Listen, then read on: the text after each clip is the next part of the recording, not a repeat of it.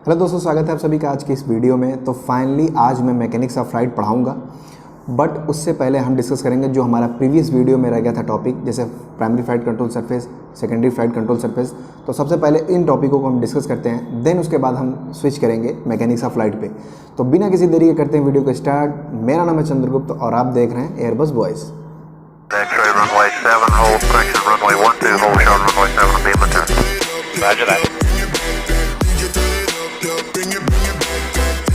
तो आज सबसे पहले देखते हैं प्राइमरी फ्लाइट कंट्रोल सरफेस।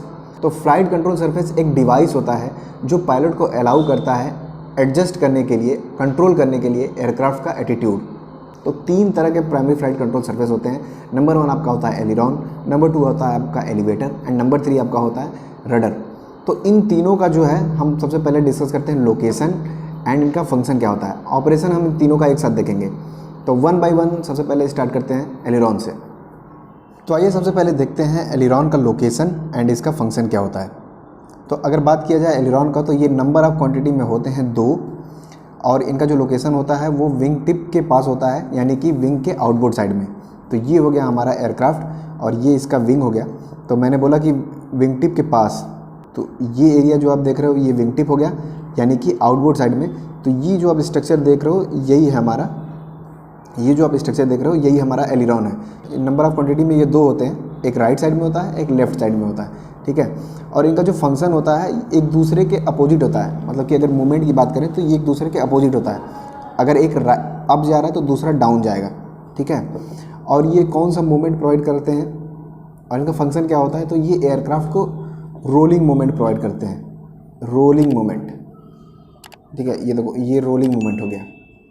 तो एयरक्राफ्ट को जो है ये रोलिंग मोमेंट प्रोवाइड करते हैं। अब हमारा जो दूसरा फ्लाइट कंट्रोल सरफेस है वो है एलिवेटर। तो एलिवेटर की अगर लोकेशन की बात की जाए और नंबर ऑफ क्वांटिटी की बात की जाए, तो ये भी नंबर ऑफ क्वांटिटी में होता है 2। और अगर इसके लोकेशन की बात की जाए तो ये सिचुएटेड होता है आपका हॉरिजॉन्टल स्टेबलाइजर के ट्रेलिंग एज पे। तो ये देखो एयरक्राफ्ट है, इसमें हमारा जो हॉरिजॉन्टल स्टेबलाइजर ये हो गया, ये दोनों हमारा हॉरिजॉन्टल स्टेबलाइजर हो गया। और ये जो हिस्सा आप देख रहे हैं यही होता है हमारा एलिवेटर। इधर जो आप देख रहे हैं तो यही हमारा एलिवेटर है। तो अब अगर इसके मूवमेंट की बात की जाए तो ये दोनों या तो अप जाएंगे या तो डाउन जाएंगे। तो इनका जो मूवमेंट होता है ये दोनों का सेम होता है। अगर ये अप जा रहा है तो ये वाला भी अप जाएगा, अगर ये डाउन जा रहा है तो ये वाला भी डाउन जाएगा। एलिरॉन में क्या हो रहा था कि ये अप जा रहा था तो दूसरा डाउन जा रहा था, या ये अप जाएगा तो दूसरा डाउन जाएगा, बट इसमें दोनों अप जाएगा, दोनों नीचे जाएगा, ठीक है। और ये एयरक्राफ्ट को पिचिंग मोमेंट प्रोवाइड करता है। Pitching moment means nose up nose down, nose up nose down moment जो होता है वो एलिवेटर से हमें मिलता है। और हमारा तीसरा और लास्ट जो फ्लाइट कंट्रोल सरफेस है, प्राइमरी फ्लाइट कंट्रोल सरफेस, वो है रडर। तो रडर जो होता है उसकी अगर लोकेशन की बात की जाए तो वो सिचुएटेड होता है आपके वर्टिकल स्टेबलाइजर के ट्रेलिंग एज पे। ये जो आप सरफेस देख रहे हो ये ट्रेलिंग एज पे ये है रडर। और ये क्वांटिटी में 1 होता है।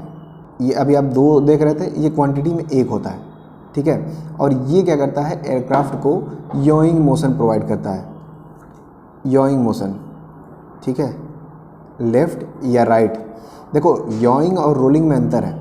रोलिंग में क्या होता था कि जो मोशन हमें लॉन्गिट्यूडनल एक्सिस के अबाउट मिलता है उसको रोलिंग बोलते हैं, ठीक है। और योइंग में क्या होता है कि योइंग जो मोशन हमें मिलता है वो वर्टिकल एक्सिस के अराउंड मिलता है, ठीक। तो ये याद रखना, ये दोनों में डिफरेंस है। तो अब बात करते हैं कि primary flight control surface operate कैसे होता है। तो उसके पहले आपको समझना होगा कंट्रोल कॉलम या control stick and rudder pedal के बारे में। तो कंट्रोल कॉलम जो होता है वो, कंट्रोल कॉलम और रडर पैडल जो होता है वो सिचुएटेड होता है आपके कॉकपिट में। और ये कंट्रोल कॉलम जो होता है वो बिटवीन द लेग्स हो सकता है या फिर साइड में होगा, ये डिपेंड करेगा कि कौन सा एयरक्राफ्ट है। अगर बात करें एयरबस की तो एयरबस में साइड में होता है, और बात करें बोइंग की तो बोइंग में बिटवीन द लेग्स होता है।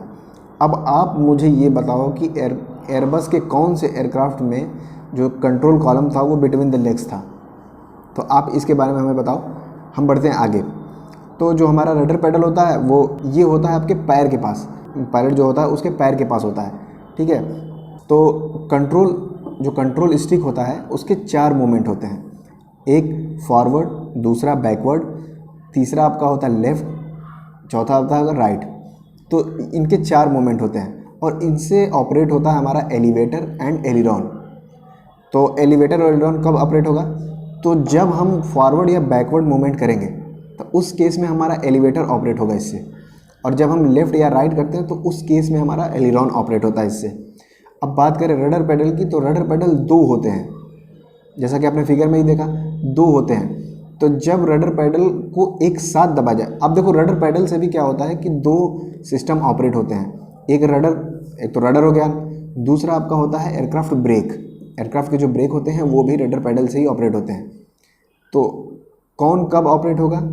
तो अगर दोनों रडर पैडल को एक साथ प्रेस किया जाए तो उस केस में हमारा ब्रेक ऑपरेट होगा। अगर 1 बाय 1 किया जाए, जैसे सपोज करो कि अगर सिर्फ लेफ़्ट वाले को दबाया जाए तो उस केस में हमारा रडर जो है वो ऑपरेट होगा। अगर लेफ़्ट कर रहे हैं तो लेफ़्ट साइड में रडर जाएगा, राइट कर रहे हैं तो राइट साइड में रडर जाएगा। ठीक है, तो अगर 1 बाय 1 अगर यूज़ कर रहे हैं तो वो रडर होगा, अगर दोनों को एक साथ कर रहे हैं तो उस केस में हमारा ब्रेक ऑपरेट होगा। ठीक है, ये समझ में आया? तो अब बात करते हैं कि इनको ऑपरेट कैसे करते हैं। तो सबसे पहले देखते हैं एलिरॉन का ऑपरेशन। तो देखो एलिरॉन के ऑपरेशन के लिए मैंने आपको बताया कि एलिरॉन को ऑपरेट करने के लिए कंट्रोल स्टिक को या तो राइट साइड करना होगा या तो लेफ्ट साइड। तो हम एग्जांपल लेते हैं, हमको एयरक्राफ्ट को, देखो ये एयरक्राफ्ट है, हमको एयरक्राफ्ट को राइट साइड में रोल कराना है। ठीक है, तो उस केस में क्या होगा कि जो कंट्रोल स्टिक है, ये सपोज करो कि ये कंट्रोल स्टिक है, उतना अच्छा मेरा डिज़ाइन, उतना अच्छा मेरा ड्राइंग नहीं है, बस इतना आप एज्यूम कर लो। तो ये कंट्रोल स्टिक है, तो पायलट क्या करेगा, इसको राइट साइड की तरफ टर्न करेगा। तो अब इससे होगा क्या कि जो हमारा एलिरॉन है, राइट साइड वाला एलिरॉन, ये अप जाएगा। जो राइट साइड वाला एलिरॉन है वो अप जाएगा। ठीक है, और मैंने आपको बताया था कि दोनों के जो मोशन होते हैं वो अपोजिट होते हैं। तो ये अप गया तो ये क्या करेगा, डाउन जाएगा। ठीक है, तो अब इससे होगा क्या कि जब ये एलिरॉन अप जाएगा तो इधर जो अपकमिंग एयर फ्लो आ रही थी, एक मिनट ये देखो, तो ये जो सामने से जो एयर आ रही थी वो अब क्या करेगी, यहाँ पे ऑब्स्ट्रक्शन क्रिएट होगा। जैसे सपोज करो कि ये जो मेरा कैप है वो सपोज करो कि यहाँ पे आ गया, इन दोनों के बीच में देखो ये आ गया, सपोज करो अप हो गया, तो ये क्या करेगा, यहाँ पे अपकमिंग जो एयर है उनको क्या करेगा, ये रेजिस्टेंस क्रिएट करेगा। तो यहाँ पे एक फोर्स लगेगा। ठीक है, यहाँ पे एक फोर्स लगेगा। और दूसरा, जब ये नीचे की तरफ जाएगा तो ये लिफ्ट क्रिएट करेगा। ये सरफेस जब नीचे की तरफ जाएगा तो ये लिफ्ट क्रिएट करेगा। तो ये ट्राई करेगा ऊपर की तरफ जाने का, और ये ट्राई क्या करेगा, ये फोर्स जब लगने लगेगा तो ये नीचे की तरफ ट्राई करने लगेगा, तो ये नीचे की तरफ जाने लगेगा। अब आप सोच रहे होगे कि एक छोटा सा सरफेस इतने पूरे एयरक्राफ्ट को कैसे टर्न कर देगा। तो बहुत अच्छा सोचा आपने। तो यहाँ पे फॉर्मूला लगता है हमारा टॉर्क का। अगर आप टॉर्क का अगर फार्मूला देखें तो टॉर्क में क्या होता है, लेंथ, फोर्स इनटू लेंथ। तो अगर इसीलिए देखो एलिरॉन को हम आउटबोर्ड साइड में रखते हैं, क्योंकि जितना दूर रखेंगे उतना ज़्यादा इसका इफेक्टिवनेस मिलेगा हमें। ठीक है, तो अब जब यहाँ पे वेट ज़्यादा रहेगा, अगर हम वेट यहाँ बढ़ाएं या यहाँ बढ़ाएं तो सबसे ज़्यादा वेट किस पे इफेक्ट करेगा, जो दूर होगा उस पे पड़ेगा, क्योंकि यहाँ पे टॉर्क जो है वो ज़्यादा लगेगा। तो अब यहाँ पे लिफ्ट बढ़ रहा, इधर ड्रैग बढ़ रहा, रेजिस्टेंस बढ़ रहा, तो क्या होगा कि एयरक्राफ्ट की टेंडेंसी ये हो जाएगी, ये विंग नीचे की तरफ जाने लगेगा और ये ऊपर की तरफ, और एयरक्राफ्ट तो आगे फ्लाई कर ही रहा है। तो हमारा एयरक्राफ्ट क्या होगा, ये देखो रोल करने लगेगा, ऐसे जाने लगेगा। समझ में आया, ये ऐसे रोल करने लगेगा। तो इस तरह हमें रोलिंग मोमेंट जो होता है वो प्रोवाइड होता है एलिरॉन का। अब देखो इसमें याद रखने वाली बात ये है कि अब देखो कोई ऐसा हालांकि पूछेगा नहीं इंटरव्यू में, लेकिन आपको याद रखना है कि अगर एलिरॉन को राइट साइड में, अगर हमें राइट साइड में रोल करना है तो हम क्या किए, कंट्रोल स्टिक को राइट साइड में पुश किए। और आपको बात यहाँ पे याद रखने वाली ये है कि अगर राइट साइड में रोल कर रहे हैं तो हमारा जो राइट साइड वाला एलिरॉन है वो अप जाएगा। ठीक है, यही क्वेश्चन पूछा जा सकता है कि अगर आपको राइट साइड में टर्न करना है तो हमारा जो जो हमारा एलिरॉन है वो किस तरफ वाला एलिरॉन जो है वो अप साइड में जाएगा। तो ये आपको ऑपरेशन पता होना चाहिए। तो एक बार फिर से मैं समरी करता हूँ। अगर आपको सपोज करो राइट साइड में मुड़ना है तो आप कंट्रोल स्टिक को राइट साइड में पुश किए, कंट्रोल स्टिक को राइट साइड में टर्न किए, उससे हुआ क्या कि जो हमारा एलिरॉन है वो गया अप साइड में, और दूसरा जो लेफ़्ट साइड वाला एलिरॉन है वो गया डाउन। अब हुआ उसके वजह से ये कि जो अप साइड में गया वहाँ पे फोर्स लगा, रेजिस्टेंस बढ़ा, जिसके वजह से वो डाउन हो गया। और इधर वाला जो पोर्ट साइड वाला जो एलिरॉन था जो कि नीचे गया हुआ था वो लिफ्ट क्रिएट किया और हमारा लेफ़्ट साइड वाला जो विंग है वो अप हो गया, जिसके वजह से हमें रोलिंग मोमेंट मिला। ठीक है, ये समझ में आया। अब आगे बढ़ते हैं, अब देखते हैं एलिवेटर का फंक्शन। तो अब एलिवेटर के अगर ऑपरेशन की बात की जाए तो एलिवेटर को भी मैंने बताया कि कंट्रोल स्टिक से ही क्या होता है, ऑपरेट होता है। तो ये सपोज करो कंट्रोल स्टिक है। अब क्या होगा कि जब आप फॉरवर्ड या बैकवर्ड करते हैं तो उस केस में एलिवेटर होता है ऑपरेट। तो अब सपोज करो कि हमें टेक ऑफ करना है, एयरक्राफ्ट आपका खड़ा है और हमें टेक ऑफ कैसे होगा, जब नोज अप होगा। ठीक है, तो हमें अब टेक ऑफ करना है। तो उस केस में क्या होगा कि आप कंट्रोल स्टिक को बैकवर्ड की तरफ तब कंट्रोल स्टिक को क्या करो, आप बैकवर्ड की तरफ पुल करो, खींचो उसको अपने तरफ। जब अपने तरफ आप खींचोगे तो उससे होगा क्या कि जो हमारे एलिवेटर हैं वो दोनों अब चले जाएंगे। ठीक है, देखो ये दोनों अब चले जाएंगे। अब जैसे ही ये दोनों अब जाएंगे तो जैसे इधर रेजिस्टेंस हुआ था, फोर्स लगा था, सेम कंडीशन इधर भी होगा। जैसे ये दोनों जो ऊपर चले गए तो यहाँ पे आएगा अपकमिंग एयर फ्लो, तो ये क्या करेगा, ट्राई करेगा इसको नीचे की तरफ पुश करने का। देखो ये सपोज करो ये ऑब्स्ट्रक्शन मैंने लगा दिया। ठीक है, ये मैंने ऑब्स्ट्रक्शन लगा दिया। अब ये एयर जो आ रही है ये क्या कर रही है, इसको पुश कर रही है नीचे की तरफ, क्योंकि यहाँ पे ड्रैग होगा, रेजिस्टेंस जब होगा तो एक फोर्स लगेगा यहाँ पे। तो ये क्या करेगा, ट्राई करेगा नीचे की तरफ जाने का। ठीक है, ये नीचे की तरफ जाएगा और जैसे ही टेल हमारा नीचे की तरफ जाएगा, नोज जो है अप हो जाएगा और एयरक्राफ्ट क्लाइंब करने लगेगा, या फिर ग्राउंड पे आप हैं तो टेक ऑफ करने लगेगा। तो ये चीज़ समझ में आया। अगर आपका नोज अप करना है, तो उस केस में आप कंट्रोल स्टिक को पुल करेंगे पीछे की तरफ और ये क्या होगा, एयरक्राफ्ट टेक ऑफ करने लगेगा। और वही अगर डाउन करना हुआ तो उस केस में क्या होगा कि हम फॉरवर्ड की तरफ पुश करेंगे। ठीक है, अगर डाउन करना हुआ तो हम फॉरवर्ड की तरफ पुश करेंगे, जिससे होगा ये कि जो एलिवेटर है ये दोनों नीचे की तरफ चले जाएंगे। अब जब नीचे की तरफ जाएंगे तो ये क्या करेगा, लिफ्ट क्रिएट करेगा। ये कह लो कि नीचे की तरफ जाएगा तो जब ये नीचे की तरफ आएगा तो अब यहाँ पे एयर क्या करेगा, इसको पुश करेगा ऊपर की तरफ। देखो ये अगर नीचे की तरफ ये पड़ा है तो एयर आएगा तो ये क्या करेगा, पुश करेगा। तो जैसे ही टेल प्लेन को पुश करेगा, नोज जो है उसका डाउन हो जाएगा और ये नीचे की तरफ जाने लगेगा। तो इसका ऑपरेशन समझ में आया आपको। तो अब बात करते हैं रडर के ऑपरेशन का, कि रडर को कैसे ऑपरेट करते हैं। तो जैसा मैंने आपको बताया कि रडर पैडल से हम क्या करते हैं, रडर को ऑपरेट करते हैं। अब सपोज करो आपके हमें राइट साइड में यॉ करना है, तो उस केस में क्या होगा कि पायलट राइट साइड वाला जो रडर है उसको प्रेस करेगा और उससे होगा ये कि जो हमारा ये रडर है वो राइट साइड की तरफ मूव करेगा, मतलब इधर की तरफ मूव करेगा।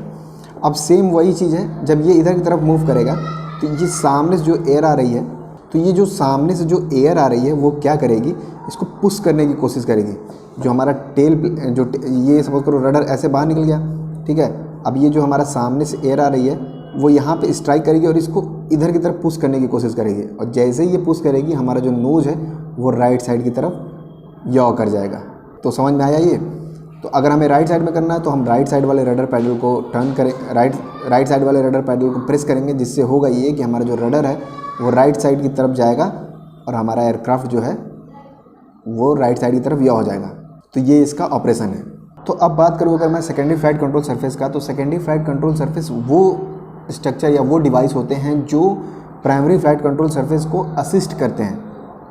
ठीक है, अब सेकेंडरी फ्लाइट कंट्रोल सरफेस में क्या आता है, तो नंबर 1 पे आता है आपका फ्लैप, नंबर 2 आता है आपका स्पॉयलर्स, नंबर 3 आपका आता है एयर ब्रेक, नंबर 4 पे आता है आपका स्लैट स्लॉट।